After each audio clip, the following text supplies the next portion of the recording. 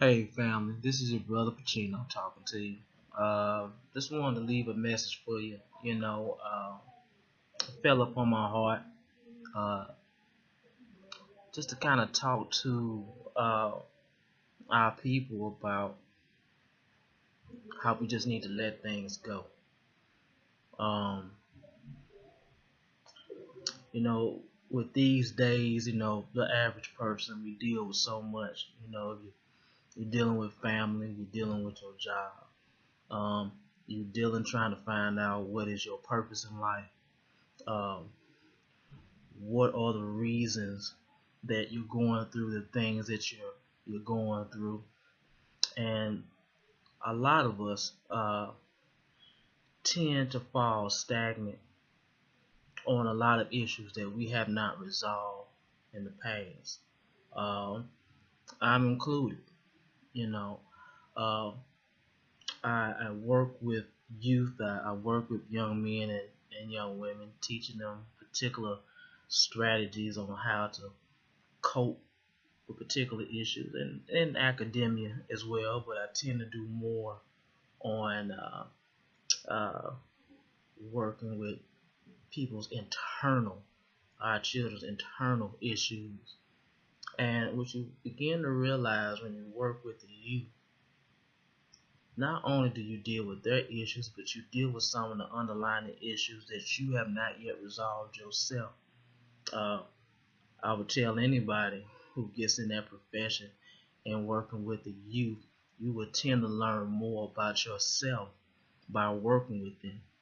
Um, the experience in it all, in a nutshell, working with the youth puts you on a better level of understanding yourself sometimes. Um, but I'm not going to carry on too much on that. I want to kind of stick to the topic. Um, I think when we sometimes sit and look at ourselves, a lot of us tend to pay more attention to our so-called failures, or our so-called oppositions that we feel that have come against us, that we have not been able to elevate. Um, I think I think not just necessarily a personal opinion. When we get to a point that we've gotten content in those things that have come against us and have just settled, we stagnate ourselves in every facet of our being. We tend not to grow. We tend to almost uproot ourselves and grow backwards. You know, um, in some of those experiences, I just give an example. Uh, for an example, um, I use this here. If you have a child born, and that child is born in a box with no light, and then every day you feed, you may even sing certain melodies to soothe the child and so forth, that child, regardless of any other circumstances, will be very content in that previous condition. But then when you add a variable, and say the variable is cutting a little slit where you have just a fraction of light, well, technically, on how a lot of us are, when something comes or appears to us that is out of our routine, not saying we tend to fear it, but we tend to be somewhat apprehensive of engagement. We're curious, but we set a level of boundaries. Now, if we go back into the example of that child, if that child has never seen that light before, of course, he may fear it. Of course, he's going to be curious about it. But the question is, how does that little bit of light affect him? And when I utilize the term light, I want us to kind of think in a perspective of truth, and that thing which is real. Um, One can give many different examples of how their perspective would be on how that child will behave. And many may say that the kid may not pay no attention to it, the child may not pay no attention to it, may just look at it as a new experience or whatever, or the child may avoid it. Well, I like to take that whole perspective in this sense here. A lot of us, no matter it's been in the past, no matter if it's going on right now, we have been put in a situation or a condition that we had no control over, that left a traumatic experience. Some of us have been molested. Some of us have been abused, whether it's been by a parent, a family member, a sibling, or just in the issue of being abused and taken advantage of by those you may have connections with. I often hear the elders say at times that there's nothing like the feeling of being deceived, because the issue, the component of deception is the idea that you have particular connection or love for that particular person, or maybe that particular ideology, and found out that in the whole spectrum that its only intention was to hurt you. I've realized, I would say in my life, and I'm still living, still learning, is that despite what comes against you, is that you're going to be okay. You're going to be all right. But I'm not saying that you don't recognize that thing that comes against you. You hear a lot of people make the comment, when you get knocked down, get back up. Well, that might be a good wisdom, but some wisdom that we hear may also be taken out of context due to the situation that's at hand. In some instances, that if you get knocked down, it might not be a wise decision to get back up, because sometimes you might need to sit down there for a while to realize what hit you before you rise back up.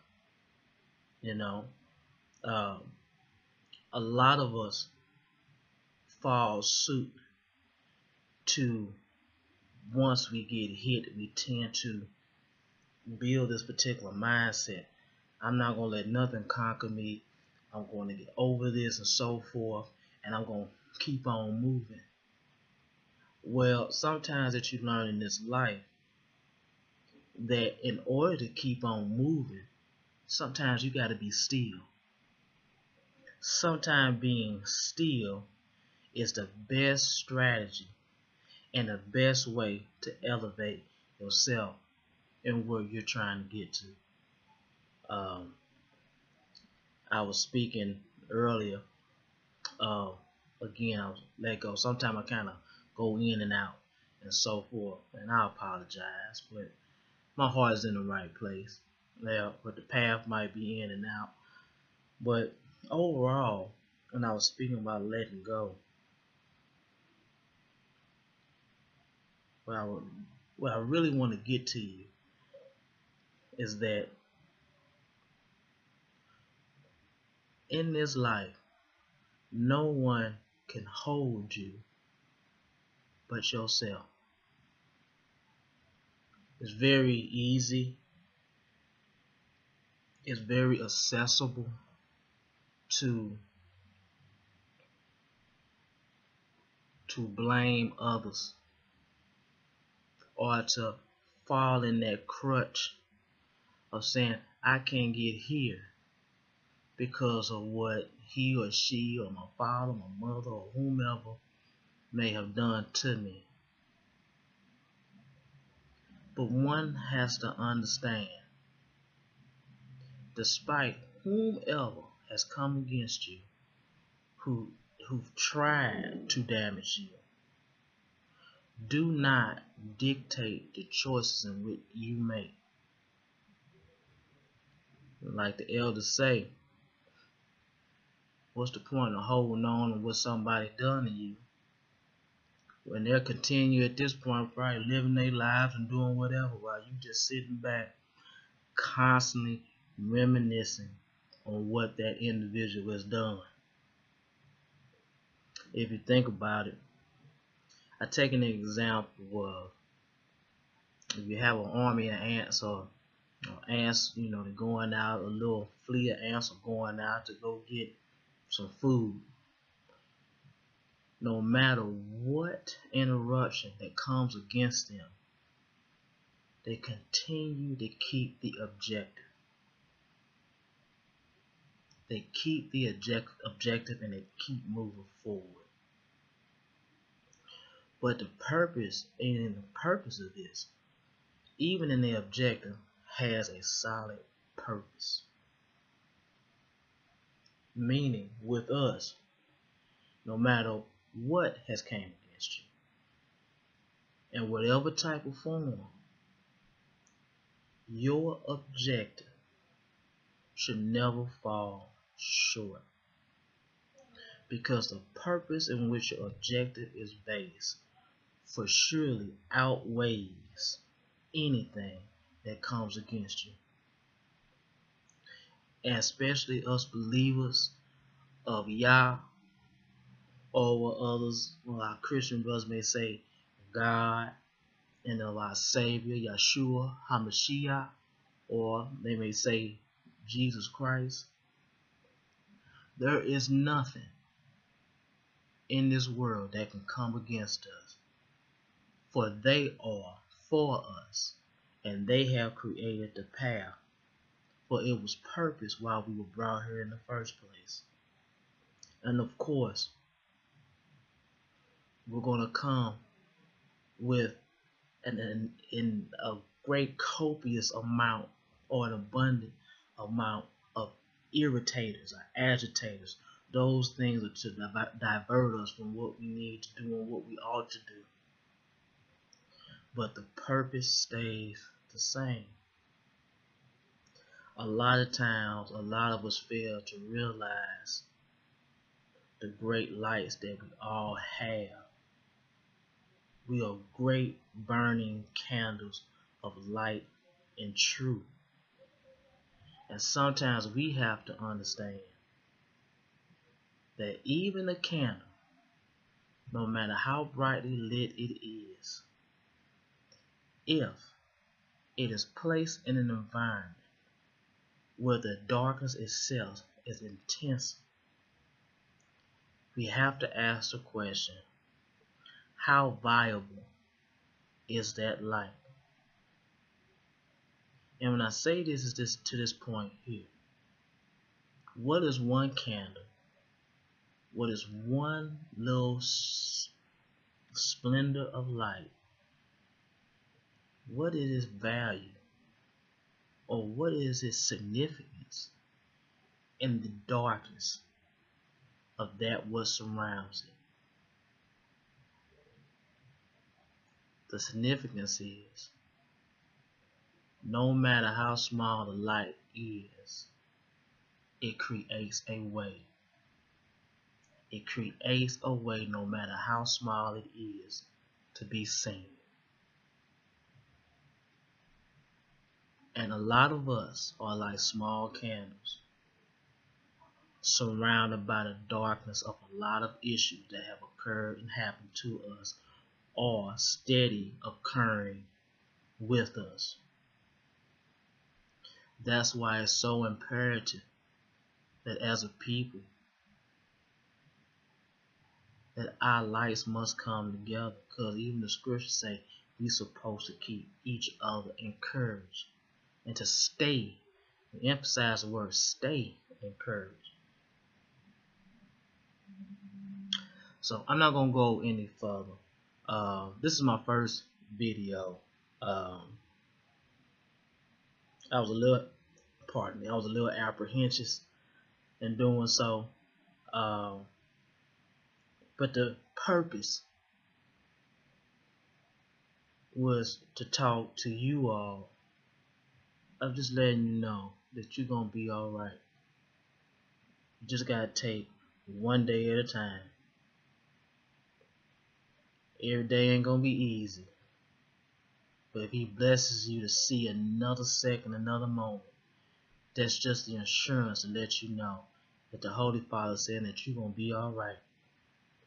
I pray that you take this in today. Hopefully this will be the first video of many.